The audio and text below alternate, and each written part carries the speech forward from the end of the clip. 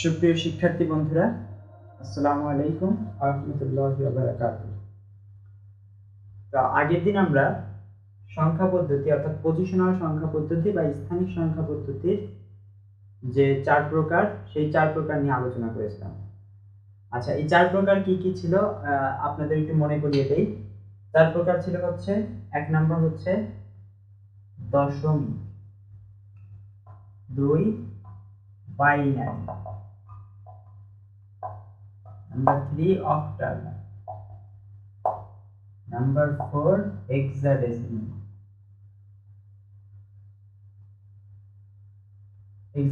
এই ছিল আমাদের 4 প্রকার সংখ্যা পদ্ধতি। তো আমরা এই 4 প্রকারের আজকে একটা ছক নিয়ে আলোচনা করব। আজকের ক্লাসটা শুধুমাত্র এই ছকের উপর। তো ছকটা কেন আমাদের আলোচনা করতে হবে? আমাদের সংখ্যা বুঝতে গেলে এই ছকটা অত্যন্ত গুরুত্বপূর্ণ। তা আমরা ছকটা দেখি। তো ফার্স্টে আমাদের লাগবে হচ্ছে, আমরা যেটা সর্বপ্রথম শিখছি সেটা হচ্ছে দশমিক বা ডেসিমেল।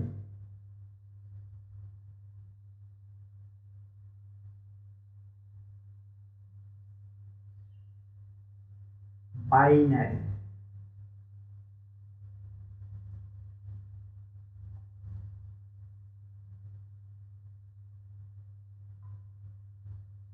অক্টাল,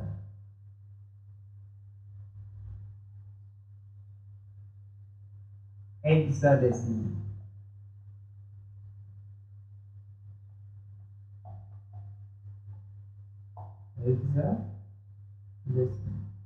তো এই হচ্ছে আমার ছক। যদি আমার বোর্ডটা একটু ছোট।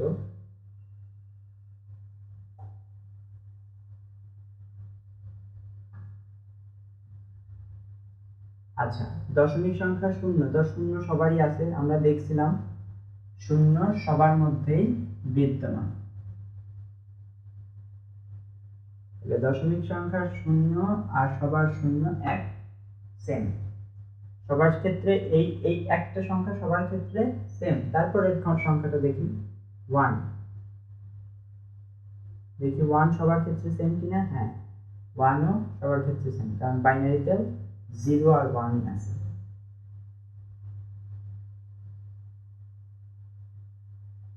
ওয়ানটাও সবার জন্য সেম। এখন দশমিকে 2 হলে বাকিগুলোতে কি হয়? এখন আমরা জানি বাইনারিতে এই দুইটা সংখ্যা ছাড়া আর কোনো সংখ্যা নাই, তাহলে বাইনারিতে কি হবে? তো আমরা দেখি। আচ্ছা, দশমিকটা আগে আমরা ফুল ফিল আপ করি। 3, 4, 5,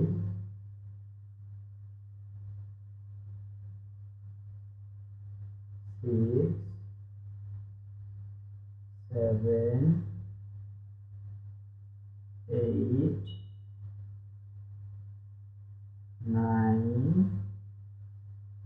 তারপরে কি আসে 9 এর পরে? আচ্ছা, 9 এর পরে 10 কেন আসে বলেন তো? প্রথমে 1, তারপর 0, কেন আসে এটা? তো এখানে হয়তো অনেকের প্রশ্ন জাগছে মনে, হয়তো প্রশ্নের উত্তর পান নাই, তো আজকে উত্তরটা পাবেন। যেহেতু শূন্য এটা কোনো সার্থক অঙ্ক নয়। এই সার্থক অঙ্ক, এই জিনিসটা আমরা ক্লাস 6 এ বইয়ে আছে, পারলে দেখে নেবেন। আচ্ছা, এই শূন্য যেহেতু সার্থক অঙ্ক নয়, তাহলে এটা যদি আমি সামনে বসাই, তাহলে এটার মান কি হবে? এই যে 1 এর সামনে যদি শূন্য বসাই, তাহলে এটার মান যেমন 1 ই থাকবে, সেরকম এই শূন্য যদি আগে বসাইতাম তাহলে মান হতো 1। তো এই কারণে আমরা শূন্য না বসে তারপরে যে সার্থক অঙ্ক আছে সবচেয়ে ছোট, সেটাকে আগে বসাবো। তো সবচেয়ে ছোট সার্থক অঙ্ক হচ্ছে 1। 1 এর পরে শূন্য, তারপরে এক নাগাড়ে সবগুলো এভাবে ধারাবাহিকভাবে বসে যাবে।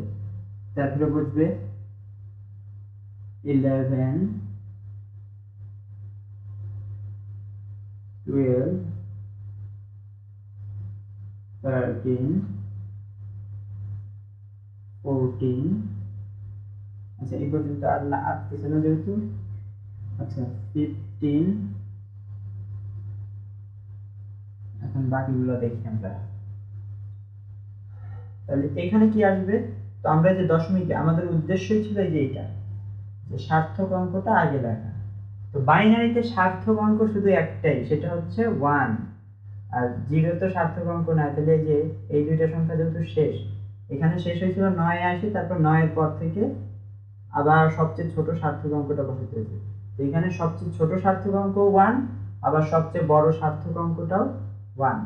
আমাদের আবার এই 1 দিয়ে শুরু করতে হবে, 1 0। তাহলে 2 এর বাইনারি মান হচ্ছে 10। আর অক্টাল মান কত হবে? অক্টাল মান 2, কারণ অক্টালে 2 আছে। হেক্সাডেসিমেলেও 2 আছে, তাহলে 2 থাকবে। এরপর 3 বাইনারি মান তাহলে কত হবে? আচ্ছা, এটাতে কত আসছিল? 10 এর পরে 11। তো এখানে তো 1 1 তো লেখাই যায়, তাই না? তো সেই ক্ষেত্রে আমরা 1 1 লিখে দেব, 11। তারপর 4 এর ক্ষেত্রে কত আসছিল? 4 এর ক্ষেত্রে আছে 11 এর পরে। আচ্ছা, এই যে এখানে যদি আমি এখানে 99 লিখি, 99 এর পরের সংখ্যাটা কত হবে?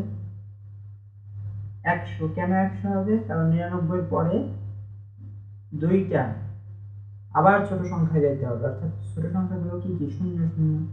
আর 0 যদি সামনে আমি 1 বসাই দিই তখন সেটা হবে সার্থক, আর যদি না বসাই তাহলে সার্থক হবে না। তো এখানেও তাই হবে। এখানে মনে করেন সবচেয়ে বড় সার্থক অঙ্কটা বসে গেছে, এখন আবার সবচেয়ে ছোট সার্থক অঙ্ক বসায় পিছনে 0 বসাতে হবে। তারপর 101।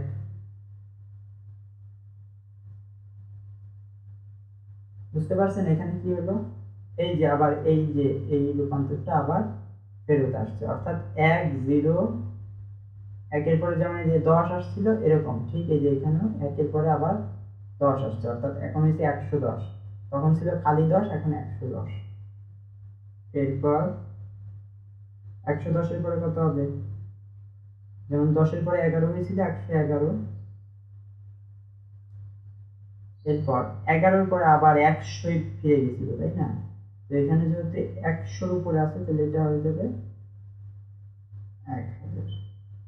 সবগুলোই কি আছে? 1 1 1। তাহলে এই সবগুলো 1 এর জন্য একটা করে শূন্য আর একটা সার্থক অঙ্ক। যে সার্থক অঙ্ক হচ্ছে 9। এবার 9 এর জন্য তাহলে কত হবে? 1001। আবার একই ফিরে গেছে। এবার একের পরে কি আসে বাইনারিতে? একের পরে আসে হচ্ছে 2। 2 তো আসে না, এখানে আসে 10। 10 এর পরে বাইনারিতে কত আসে বলেন তো? 11। 11 এর পরে কত আসে বাইনারিতে? 11 এর পরে আসে 100। 100 এর পরে বাইনারিতে কত আসে বলেন তো? 101। 101 এর পরে বাইনারিতে আসে হচ্ছে 110। তাহলে এই 1000 তো 1000 এর জায়গায় থাকবে, পিছনে একটা পরিবর্তন করব। এখন এর পরে কি আসবে? 1 1 1। অর্থাৎ 10 এর পরে কত আসে? 11। এই যে 11 বসাই দিলাম পিছনে, ঠিক আছে? তাহলে এটা হয়ে গেল 1111। এটা হচ্ছে বাইনারিতে 1111 হলো, এটা দশমিকে মান হচ্ছে মাত্র 15। এখন আমরা দেখি অক্টালের ক্ষেত্রে কি ঘটে। অক্টালের ক্ষেত্রে এগুলোর প্রতীক আমাদের ছিল, 3 ছিল, 4 ও ছিল, তাহলে 4 4 ই থাকবে, 5 5 ই থাকবে, 6 6 ই থাকবে, 7। আচ্ছা, অক্টালে আমাদের কিন্তু 7 এর পরে আর কোনো প্রতীক ছিল না। তো প্রতীক না থাকলে কি করতে হয়? যেমন 9 এর পরে আমাদের আর কোনো প্রতীক নাই, আমরা কি করছিলাম? 1 টাকে, অর্থাৎ সবচেয়ে ছোট সার্থক অঙ্কটাকে বলে। তো এখানেও আমরা তাই করব, সবচেয়ে ছোট সার্থক অঙ্ক আর তার সঙ্গে সবচেয়ে ছোট সংখ্যাটা বসাই দেব, অর্থাৎ 0। এবার এবার কি হবে বলুন তো? বাইনারির মতো 11। তো এখানে যেহেতু 2 3 7 পর্যন্ত আছে, এই যে 12 13 14 15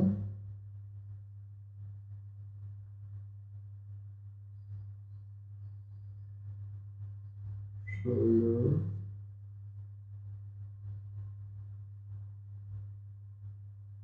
3। এখন হেক্সাডেসিমালের ক্ষেত্রে কি হয় একটু দেখি আমরা।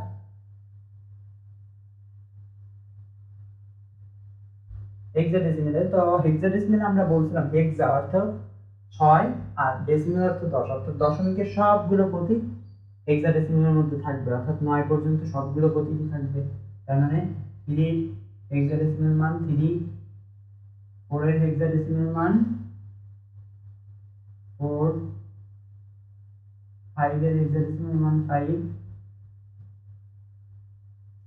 6 এর হেক্সাডেসিমাল মান 6, 7, 7, 8, 8, 9, 9, অর্থাৎ দশমিকের সবগুলো থাকার পর পরে গিয়ে কি হয়েছিল, পরে গিয়ে আমরা লিখছিলাম A B C D F পর্যন্ত।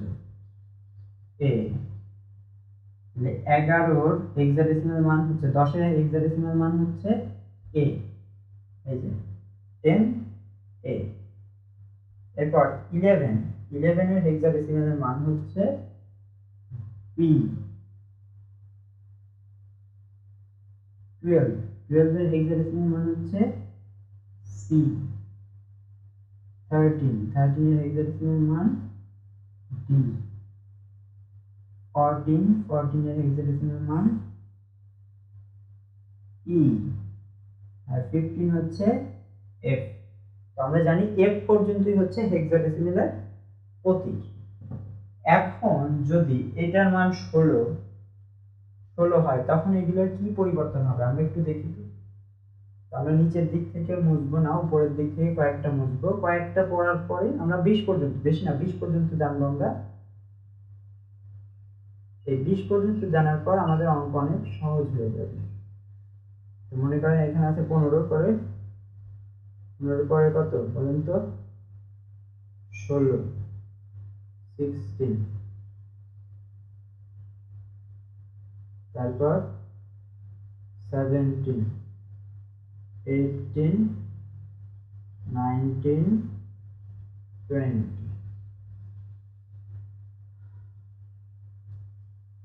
তো আমি আসলে বোর্ডটাকে আপনাদের দেখার সৌন্দর্যের জন্য লাইটিং করছিলাম, কিন্তু যদি লাইটিং আপনাদের সমস্যা হয় কমেন্ট সেকশনে জানিয়ে দিবেন, আমি লাইট অফ করে দেব।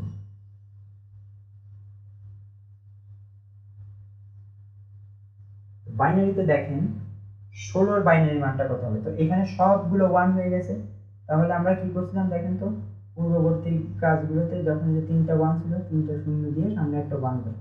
তো এখানে যেমন 4টা 1 আছে, তাহলে আমরা 4টা 0 আগে বসাবো। 1।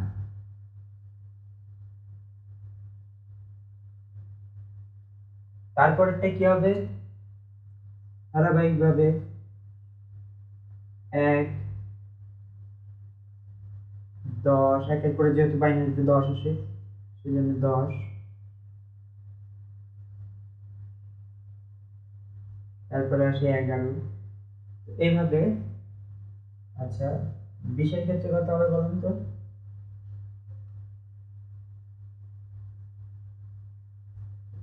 এরকম। তো অক্টালের ক্ষেত্রে কি হবে আমরা একটু খেয়াল করি। তো অক্টালে কিন্তু 7 এর পরে আর কোনো অঙ্ক নাই।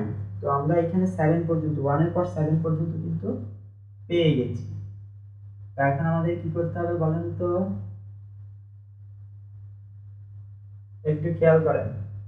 আচ্ছা 1 এর সঙ্গে যখন 9 ছিল তারপর আমরা কি লিখছিলাম 20, অর্থাৎ 19 এর পরে 20 অর্থাৎ 20 লিখছিলাম। কেন, কারণ 9 এর পরে আর কোনো প্রতীক নেই। এরপরে এই সার্থক ছোট অঙ্কটার থেকে যেটা বড় সেটা লিখতে হবে, অর্থাৎ 1 2 3, এখানে 2 দিয়ে শুরু করতে হবে। তাহলে এখানেও 7 এর পর যেহেতু আর কোনো প্রতীক নাই, তাহলে আমাদের 1 এরটা শেষ, 1 এর ধাপ শেষ। এখন আমাদের 20 দিয়ে শুরু করতে হবে। তারপরে ধারাবাহিকভাবে 21, 21, 22। এটা কিন্তু 21, 22 না, আসলে অক্টালের মান, অর্থাৎ ডেসিমেল 18 এর মান হচ্ছে 22, ডেসিমেল 16 এর মান হচ্ছে 20, অক্টালে 20, আর 17 এর মান হচ্ছে 21। 19 এর মান তাহলে কত হবে 23, 20 এর মান কত হবে 24। আশা করি এই যে 20 আমার উদ্দেশ্য হচ্ছে এটা যে বোঝানো, এই জিনিসটা বোঝানো। তো আমাদের এইখানে এই যে 24 পর্যন্ত আসবে অর্থাৎ 20, অর্থাৎ প্রতীক যখনই শেষ হয়ে যাবে, প্রতীক শেষ হওয়ার পর 1 0 দিয়ে শুরু হবে, তারপর এভাবে ধারাবাহিকভাবে 1 এর পরে 1 এর সবগুলো শেষ হওয়ার পর 2 দিয়ে শুরু হবে, 2 সবগুলো শেষ হওয়ার পর আবার 3 দিয়ে শুরু হবে। অর্থাৎ যে 20 এর পর যেমন 29 এর পর 30 শুরু হয় সেইভাবে, ঠিক একইভাবে অক্টালেও এভাবেই শুরু হবে। আবার হেক্সাডেসিমালের ক্ষেত্রেও তাই। হেক্সাডেসিমালে দেখেন তো আমাদের F পর্যন্ত সব শেষ হয়ে গেছে না? আমাদের সবগুলো প্রতীক কিন্তু শেষ হয়ে গেছে হেক্সাডেসিমালে। তো সবগুলো প্রতীক শেষ হয়ে গেলে আমরা দশমিকের ক্ষেত্রে কি করতাম? 1 0 দিয়ে শুরু করতাম। তো হেক্সাডেসিমালেও সেটাই করব, 1 0 দিয়ে শুরু করব। তারপর 1 1 1 2 1 3 1 4 1 5।